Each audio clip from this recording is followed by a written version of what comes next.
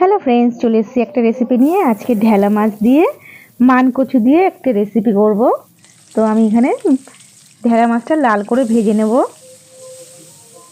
এই লাল করে ভেজে নিলে কিন্তু মাছ কিন্তু ভাঙে না সবজিতে। তো এখানে আমি কচুটা দিয়ে দিয়েছি। কচুটা কিন্তু হালকা আমি সিদ্ধ করে নিয়েছিলাম। তো এখানে কাঁচা লঙ্কা, আদা আর জিরে বাটা দিয়ে দিয়েছি। কষানো হয়ে গেছে। আমি এখানে গরম জল করে রেখেছিলাম, এটা দিয়ে দিয়েছি। তো ভালোভাবে কচুটা আমার গলে গেছে।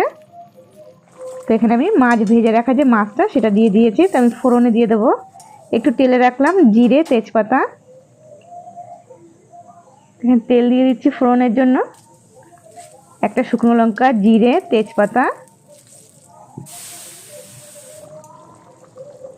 যে তেলে রেখেছিলাম যে জিরে আর তেজপাতাটা, সেই গুঁড়োটা আমি দিয়ে দিলাম।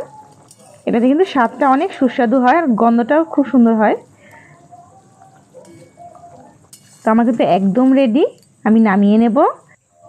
ঢেলা মাছ আর কচুটা দিয়ে আমি কিন্তু রান্না করেছি। এটা কিন্তু খুবই সুস্বাদু হয়। ভিডিওটা যদি ভালো লাগে একটা লাইক করে দেবেন, শেয়ার করে দেবেন, নেক্সট ভিডিওর জন্য সাবস্ক্রাইব করে দেবেন। আজকের জন্য এখানেই, নমস্কার।